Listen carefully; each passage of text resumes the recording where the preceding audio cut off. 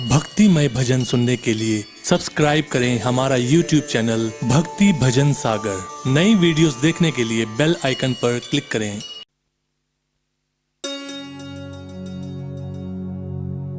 सावन सोमवार व्रत की सही विधि, महत्व और कथा। सावन को भगवान शंकर का महीना कहा जाता है। ऐसी मान्यता है कि इस महीने में भगवान शंकर के विधिवत पूजन से भोलेनाथ सारी मनोकामनाएं पूर्ण करते हैं। खास तौर से सावन के सोमवार को किए गए उपायों और पूजन से प्रसन्न होकर भगवान शंकर अपने भक्तों की झोली में हर मनवांछित फल डाल देते हैं। ये भी कहा जाता है कि इस महीने के सोमवार को जो जातक भगवान शंकर और माता पार्वती की एक साथ पूजा करते हैं, उन्हें सौभाग्य का वरदान मिलता है और ऐसे जातकों के जीवन में कभी आर्थिक कष्ट नहीं आते। सावन के सोमवार को भगवान शंकर और देवी पार्वती की नियमित रूप से पूजा करने से उनकी अनुकंपा बनी रहती है और शादीशुदा जिंदगी में खुशहाली आती है। अगर किसी व्यक्ति की शादी नहीं हो रही है और बार बार रिश्ता जुड़कर टूट जाता है, तो ऐसे लोगों को सावन का सोमवार व्रत जरूर करना चाहिए। भगवान शंकर और माँ पार्वती की कृपा से भक्त की जल्दी ही शादी हो जाती है और इच्छा अनुरूप वर या वधू प्राप्त होते हैं। व्रत की विधि। सावन सोमवार के व्रत करने के लिए सबसे पहले ये तय करें कि आपको कौन सा व्रत करना है। सोमवार के 3 प्रकार के व्रत होते हैं। पहला सोमवार, दूसरा 16 सोमवार और तीसरा सौम्य प्रदोष। सोमवार व्रत की विधि सभी व्रतों में समान होती है। इस व्रत को सावन माह में आरंभ करना शुभ माना जाता है। सावन के सोमवार के दिन तीसरे पहर में उठें, सूर्य उगने से पहले घर की सफाई और स्नान आदि करें। स्नान के बाद पूरे घर में गंगा जल का छिड़काव करें। घर के मंदिर में या साफ सुथरी जगह पर भगवान शंकर और माँ पार्वती की मूर्ति की स्थापना करें। अगर मूर्ति या फोटो पहले से है तो उसे साफ करें। तैयारी करने के बाद इस मंत्र का जाप करें।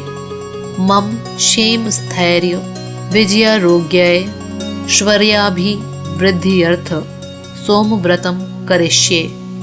इसके बाद इस मंत्र से ध्यान करें। ध्याये नित्यं महेशं रजतगिरिनिभं चारुचंद्रावतंसं रत्नाकल्पोज्ज्वलांगं परशुमृगवराभितिहस्तं प्रसन्नं पद्मासीनं समन्तास्तु तमं रगड़े व्याघ्रकृतं वसानं विश्ववाद्यं विश्ववन्द्यं निखिलभयहरं पंचवक्त्रं त्रिनेत्रम्। ध्यान के बाद ओम नमः शिवाय से शिवजी का और ओम नमः शिवाय से पार्वती जी का षोडशोपचार पूजन करें। पूजन के बाद व्रत कथा सुने और उसके बाद आरती करें। प्रसाद बांटें और भोजन या फलाहार ग्रहण करें। सावन सोमवार की व्रत कथा। अमरपुर नगर में एक धनी व्यापारी रहता था, जिसके पास धन की कोई कमी नहीं थी और समाज में लोग उसका सम्मान भी करते थे। लेकिन वो दुखी रहता था कि उसकी कोई संतान नहीं थी। व्यापारी इस बात को लेकर अक्सर परेशान रहता कि उसके जाने के बाद उसकी संपत्ति का ध्यान कौन रखेगा। वो व्यापारी शिव भक्त था और हर सोमवार को नियम से भगवान शंकर की व्रत पूजा करता था और शाम को मंदिर में दिया जलाता था। उस व्यापारी की भक्ति देखकर एक दिन पार्वती ने भगवान शिव से कहा, हे प्राणनाथ, ये व्यापारी आपका सच्चा भक्त है। कितने दिनों से ये सोमवार का व्रत और पूजा नियमित कर रहा है। भगवान, आप इस व्यापारी की मनोकामना अवश्य पूर्ण करें। भगवान शिव ने कहा कि मनुष्य को उसके कर्मों के अनुसार ही फल की प्राप्ति होती है। लेकिन पार्वती जी नहीं मानी और कहने लगी कि आपको इस भक्त की इच्छा जरूर पूरी करनी चाहिए। भगवान शंकर ने पार्वती जी की बात मान ली और कहा कि मैं इस व्यापारी को पुत्र प्राप्ति का वरदान देता हूँ, लेकिन इसका पुत्र 16 वर्ष से अधिक जीवित नहीं रहेगा।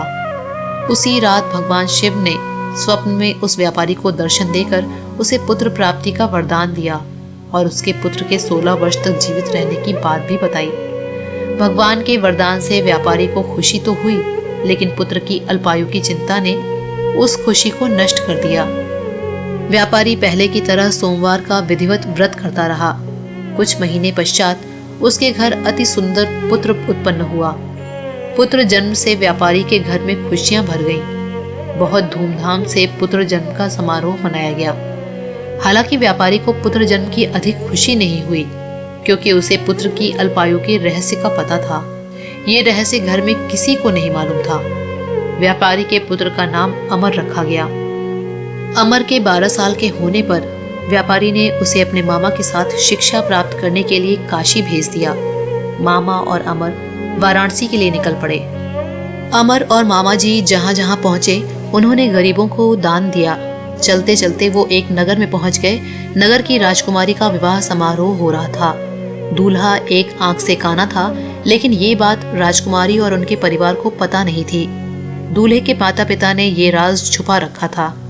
दूल्हे के माता पिता को ये डर था कि अगर उनका बेटा राजकुमारी के सामने आया तो उनकी पोल खुल जाएगी और शादी टूट जाएगी। इसलिए उन्होंने अमर को कहा कि वो नकली दूल्हा बन जाए। अमर ने आग्रह मान लिया और दूल्हा बन गया। अमर की राजकुमारी से शादी हो गई। अमर राजकुमारी से ये सच्चाई छुपाना नहीं चाहता था, इसलिए उसने राजकुमारी की चुनरी पर सारी सच्चाई लिख दी। राजकुमारी वो खत पढ़कर हैरान रह गई। अब वो उस काने राजकुमार के साथ जाने को तैयार नहीं थी। राजकुमारी ने अमर से कहा कि वो उन्हीं की पत्नी है और शिक्षा पूर्ण कर वापस आने तक वो यही इंतजार करेगी। मामा जी और अमर काशी चले गए। समय आगे बढ़ता रहा। अमर 12 साल का हो गया था और शिवलिंग पर बेल पत्तियां चढ़ा रहा था। तभी यमराज उसके सामने आकर खड़े हो गए। लेकिन इससे पहले ही भगवान शंकर अमर की भक्ति और नेक कार्यों से प्रसन्न होकर उसे दीर्घायु का वरदान दे चुके थे। यमराज को खाली हाथ ही वापस लौटना पड़ा। काशी में अपनी शिक्षा प्राप्त करने के बाद अमर अपनी पत्नी को लेकर घर लौट गया और सपरिवार खुशी खुशी रहने लगा।